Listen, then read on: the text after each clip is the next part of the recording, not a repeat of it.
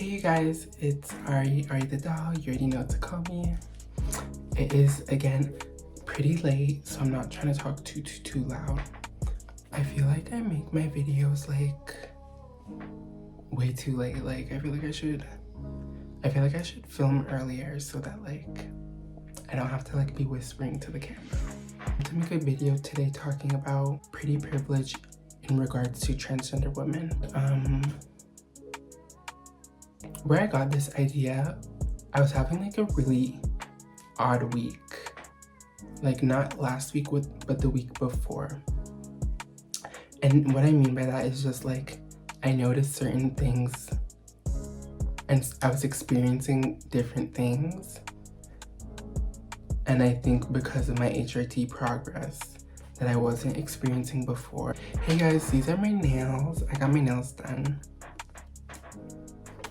I actually broke this nail today, but like, I broke this nail at work. Pretty privilege is basically like the benefits and like the advantages that make your life easier based on you being like conventionally attractive.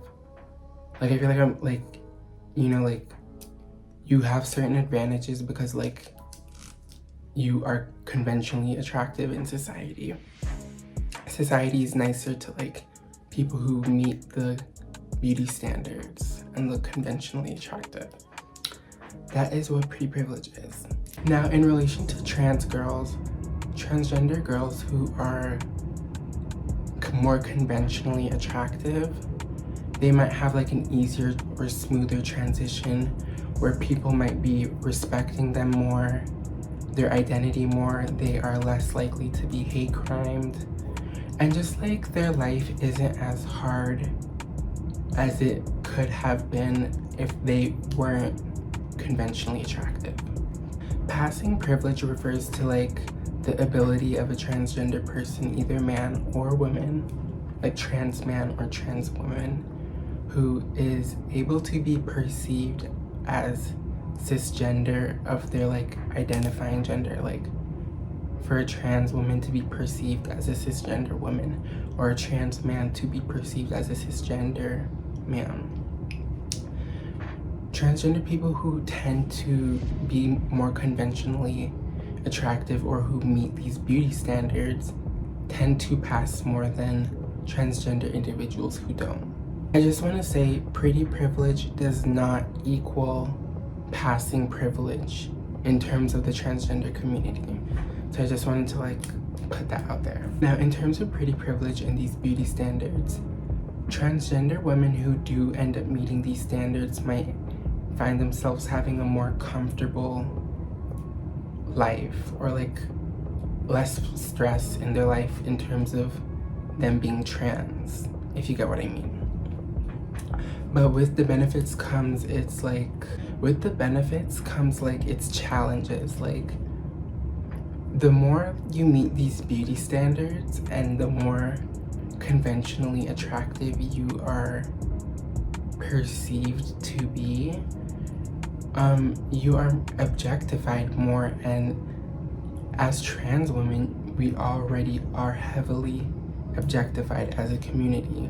Not even just trans women, but just women entirely. All groups of women are objectified on a regular basis as it is. And the more conventionally attractive you are, the more true this is. Pretty privilege is definitely real because like, I will say, as I've progressed, I'm officially 4 months on HRT, but as I've progressed in my transition and like some of the changes become more visible, like my face is a lot rounder than it was maybe in my other videos. My eyes, okay, we're not gonna talk about my changes, but like my face looks different. You wouldn't know from my videos, but like my butt has gotten a lot bigger, and like I'm starting to have like chest growth where like you can actually, like I could literally put on a bra. I don't want to wear bras yet because it's like I don't really want to be doing too much for these itty bitties.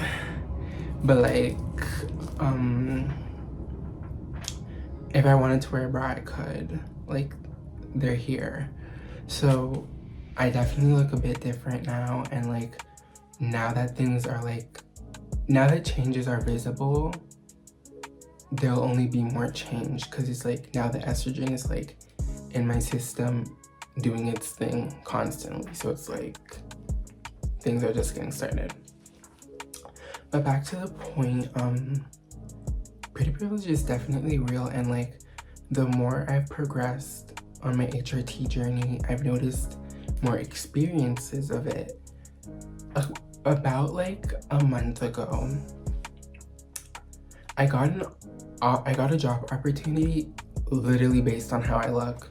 Like, they didn't even know if I was qualified. They didn't know anything. Like, they just saw me. Literally, they just saw me out in my day-to-day life. And they're like, oh my God, like, you're so pretty. How would you like to work in like an accounting office? I was like, so we exchanged numbers, but it's like, that is an example of pretty privilege where you get opportunities because you are deemed attractive or because you meet these beauty standards. Like, she wouldn't have offered me that position if I was looking like some plain Jane out in this, no shade. If I was just out here looking like some plain Jane out in these streets, and maybe I do look like a plain Jane, but like, then she wouldn't have, I don't know, she offered me the job. So that is an example of pretty privilege. Another example of pretty privilege is people being extra nice to you. Like, I don't know what it is, but people have been a lot more nicer to me as of lately. Girls have been more touchy. Okay, I don't even think that's related to pretty privilege, but like, people have been a lot more nicer to me, giving me compliments out of the blue, stopping me to have conversations. And like, this doesn't just go for like girls, like even at work, like guys will. And when I say like, when I talk about these experiences, don't think like this is happening to me like 24/7 all the time, but like these things have happened to me and I'm just sharing it with you. But especially during the holiday times, so many guys were like, oh, like, how's your shift going? How's your holidays going? I hope you have a happy new year.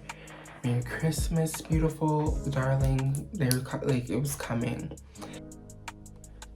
And even with like the holidays passing, like I still get like that type of like niceness where like guys will like get, like, I just feel like you can tell when someone is like interested in you. I feel like you can just tell.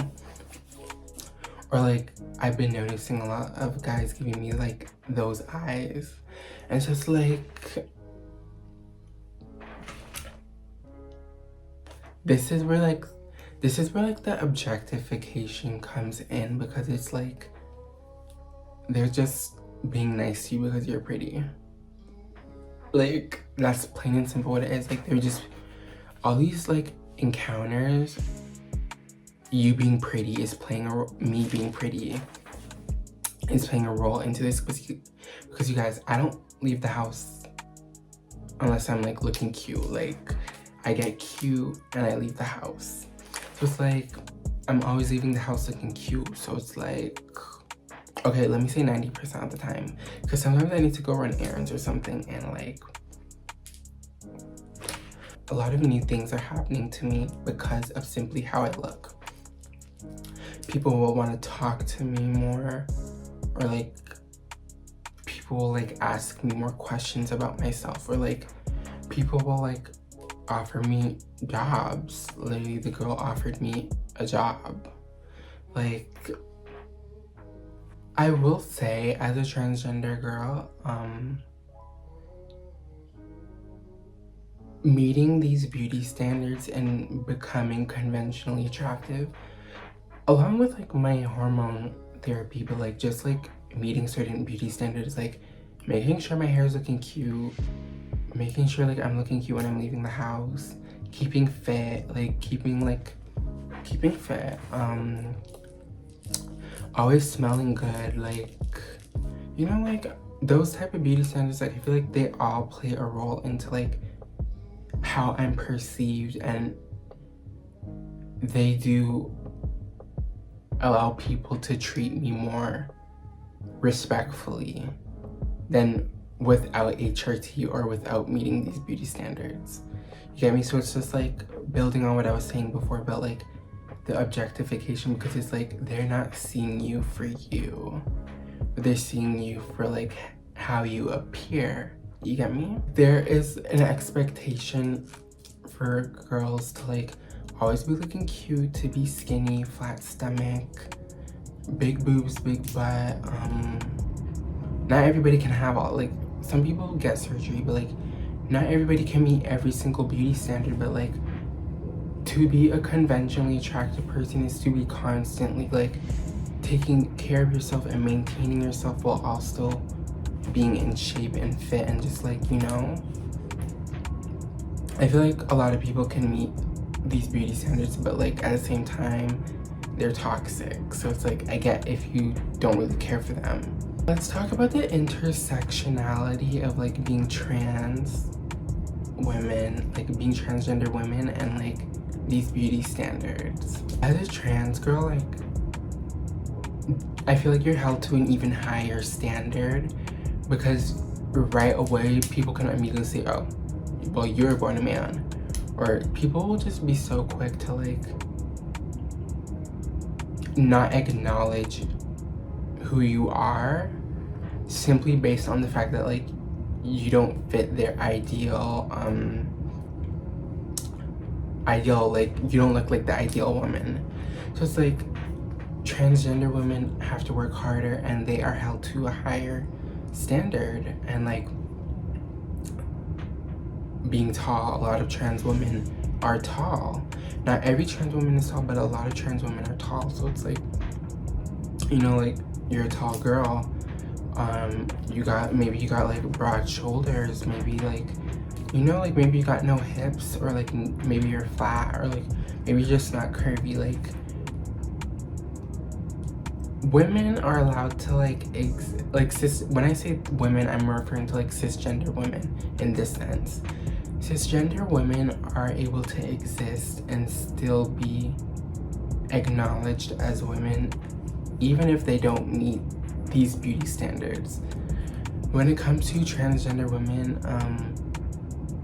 when you don't meet these beauty standards, like people will just completely reject the idea of your womanhood. Like they will not acknowledge it. They don't see you as a woman, because it's like, again, like, you get me? Like, it's very like complex, but like I hope what I'm saying makes sense. When you're a trans girl and you meet certain beauty standards, or you follow certain things within your femininity, they definitely contribute to you passing better. But not only like passing better, just like, you know, like a cute girl with her hair done is always gonna be a cute girl with her hair done. Like, you know, like, ooh, that girl has nice hair, or like, ooh, that girl's nails are so cute, or like, I love her lashes, or like, oh my god, like she has a really nice body. Like when transgender women meet those standards, it's only then the world of cisgender people will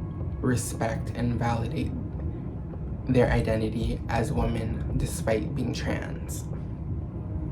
When you're a trans girl and you're conventionally attractive, or you meet these beauty standards, people are more willing to see you as a woman. They're more willing to respect you, to want to interact with you. They're more willing to actually treat you like a human being. Oh my god, my lash. But they're more willing to see you as a human being. And also being conventionally attractive and meeting these beauty standards just make life easier for you.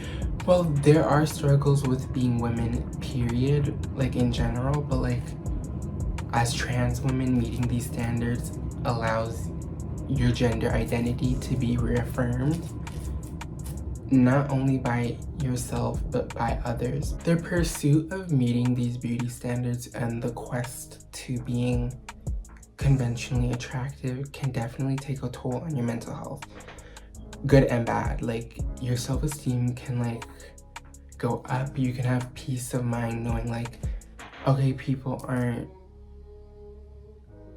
at least people are treating you with respect. You know, you feel good about yourself, you look good, all these things, but at the same time, you can start developing, again, as well, self-esteem issues, insecurities, dependency. You might feel like, oh my god, like, if I don't do this, then this, or it's like, you might be hyper fixated on maybe like your weight or something, or like, you know, you begin to like feel more pressured. So it's like, it comes with its pros and cons. Pretty people in general have access to more, they have more advantages, and they have access to more opportunities. Literally, the girl who offered me the job. When trans girls put in that effort into, and in all my videos, I'm always telling the girls, put effort into yourselves. Put that effort into yourselves and leave the house like putting 150% into yourself. I'm always saying that because it's like, you don't know what opportunities can present themselves to you. Transgender women who meet these beauty standards, who are considered conventionally attractive, who like put that effort into themselves, have much better access to networking, job opportunities, education. They're more welcome in like certain spaces. As sad and as harsh as it sounds, it's like more doors open up for you, because it's like what I said before, like even if you don't meet certain beauty standards as a cisgender woman, your identity and who you are in the world is still acknowledged. As trans women, it's just like as trans women, they're gonna call you mentally ill or confused or both. These standards are harsh on trans women, so it's like I'm always saying, put in that effort into yourselves and work hard and try your best.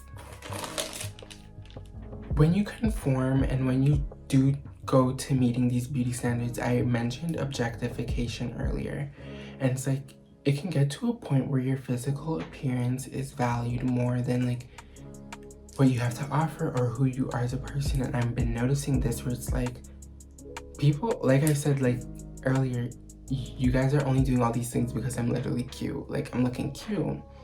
And it's like, these people don't know me, they literally don't, I'm sure they don't care to know me either. It's like, oh, pretty girl, or bad bitch, you know? Like, when you do look good and when you put in that effort into yourself and when you do meet these beauty standards, that the more you do that, the more you will be objectified. And it's something that happens to not just trans women, but all women. But it's more noticeable on a trans woman because it's like society doesn't expect these things. Society doesn't expect us to meet these standards. So it's like when we do, it's like it's seen more than it is for like the regular woman. Not every trans girl conforms to the beauty standards, and that is fine, but it is also reflected in their quality of life and like experiences, where like trans women who don't meet those beauty standards or who are not deemed conventionally attractive or anything of that sort, they're more likely to be hate crimed. They might have less access to education, jobs, you name it, like resources, opportunities because of that. So it's like, I'm gonna talk about being trans and being black and the intersection of that in relation to like the beauty standards. Being black and trans, you're held to both gender expectations as well as racial expectations, where it's like you could be discriminated from your race or because of the fact that you're trans, or both.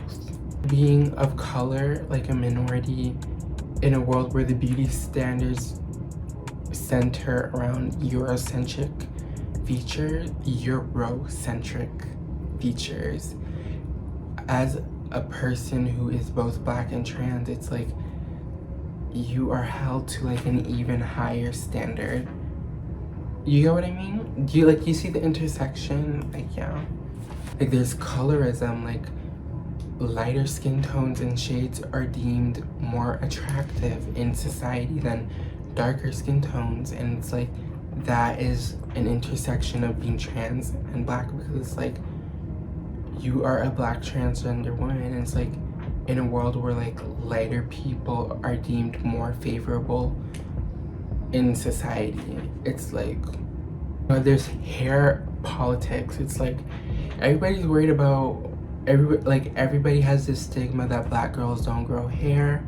Everybody has a stigma that like, oh my god, like everybody is just worried about black girls' hair. When it comes to hair, black women as a whole are held to a high standard. So for a black trans woman, like it's a very thin line. Like it is a very thin line. Now you can be discriminated against for being a woman, because there are women who pass and there's women who are meeting these beauty standards, and there's women who don't pass, and it's like there's being a woman, there's being black, and there's being a woman of transgender experience, and it's like those three things. You can say two, like you can count trans as a woman and being trans, but it's like there's being a woman and then there's being a trans woman that has even more being conventionally attractive, and just like meeting these beauty standards. Remember to be as authentic as possible. Remember to be yourself. Like let's say you want to go get your hair done, no matter what, a fresh hairstyle is always going to be cute. Make sure you're getting a hairstyle that you want to be getting, doing your makeup how you want to be doing it, getting your nails done how you want to be doing it, getting the clothes that you want to be wearing. If you want to put that type of effort into yourself, make sure you're doing it authentically. You want to at least be cute being yourself. You get me? We need to stop comparing ourselves with each other, both cisgender women and trans women, because it's like sometimes we be looking at what the next girl's doing, and it's like and comparing it to ourselves, and it's like we don't need to be doing that. Whether it's a girl's body or like a girl's look or like something, like why is it when we see other people we feel the need to critique ourselves based off of that? Stop doing that. Like when you be yourself authentically and you put all that effort into yourself, be proud of what you did for yourself, and do not worry about what the next bitch is wearing or what the like check for yourself, you know? Another thing, for you to like blossom, you need to like surround yourself with support, whether this is family, friends, anything. Like you need to be around supportive people that give you the space to like comfortably express yourself, to comfortably like explore your femininity, and just like experiment with your appearance, because it's like when you're in an environment, a toxic environment that like you cannot grow in, you will find doing these things is a lot harder of a task than whether or not you were surrounded by support. I'm so sorry, you guys, I cannot talk. Looking pretty is just not the only thing. You need to act too. When you are around people, you need to be setting boundaries. Like, do not allow people to ask personal invasive questions. Only answer questions you feel comfortable answering. Like, no to like let people know you are not a person to like play with, you know? Like, don't give people the space to make you feel uncomfortable. If someone makes you feel uncomfortable, shut it down then and there. Or like, you know, like be a baddie and stand up for yourself. Like, if someone asks you something and you're not comfortable with it, like simply say like, I don't want to answer, or like just like no. Or just, what I like to do, if someone just irritates me, I just stop giving them attention. If someone like does some dumb shit or like cheeses me or just gets me pissed off, like I just ignore them. Like I don't acknowledge them, don't pay any attention to them. This goes for more in real life. Like, I'm talking like people I might have to work with, customers, that type of thing. Like, I really just ignore them, pretend they don't exist. But like, even on the phone too, like, if you piss me off, like, I'm just gonna ignore you. Like, I'm not gonna answer no texts, none of that, you know. Like, don't be afraid to be setting boundaries. Set boundaries. Pretty people set boundaries. Ways you can build your confidence and help yourself into getting into that mindset and putting yourself into a position to like put that effort into yourself. Affirmations. Compliment yourself, acknowledge things in the mirror, like, oh, I have this nice feature, or I look great today. Find things to be grateful for, find things to compliment yourself on.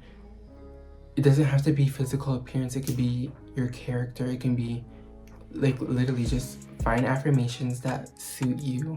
You can go on YouTube, type in affirmations. You can specify the type of affirmations you're looking for, but like, you can find affirmations, you can make your own, but constant affirmations will change your way of thinking. Self-care rituals, I make sure that like my skincare routine when I'm doing it, it's like I admire myself. It's like I'm showing myself extra love. When I do my makeup, it's so therapeutic. When I clean my space, like when I clean my room, when I do my laundry, it's just like these little things build my confidence little by little. Care promotes both mental and emotional well-being, which plays a big role into your confidence, because it's one thing to look cute and all, but looking cute and being confident is just like a whole different thing. And it's like taking care of your mentality and like your emotions, that plays a big role on top of the physical stuff. It's not all physical. Have on building confidence is acknowledge milestones and achievements. Like, if you're on hormones, you can be like, oh my god, like I hit this goal, or I noticed this change in my face. Or like, you could be like, oh, today I didn't get misgendered, or today I got so many compliments about this, or it's like, I really liked my outfit today. Find little, it doesn't have to be big things. It can be, but it doesn't always have to be big things. Find little things and little victories that you can like congratulate yourself on. This will do so much boost, like this will do so much for your confidence. Like, literally anything. You could be like, oh my god, I really like how I did my hair today. Or like, it could be compliments from other people, or it can just be like you acknowledging the effort that you're putting into yourself, or you see the results that your HRT is giving you. Sorry, I'm like out of breath. But you could be like, oh my god, this is really good, and just like acknowledge it, you know? But this is my video on sorry, I'm so tired, you guys. But yeah, this is my video on pretty privilege in relations to transgender women. I hope I talked about enough, and I hope I wasn't too boring. I hope I touched on some things and I discussed some topics that like that you guys found interesting, or like you took something away from this video. But thank you for watching, and I will see you guys soon. I'm so sorry that it's been a while. I know it's been like 3 weeks since I posted a video. I've just been so busy with the new year and the holidays and just work and now school, but I still want to make consistent videos. Sorry you guys, I'm just so tired. But I will be making consistent videos, and I will be editing even with these long ass nails. And I will be uploading more like discussion videos, but I also want to upload more like videos on like beauty as well. So watch out for those. But like, thank you for watching, and the doll is offline, and I will see you guys soon. Don't look at my pinky nail missing.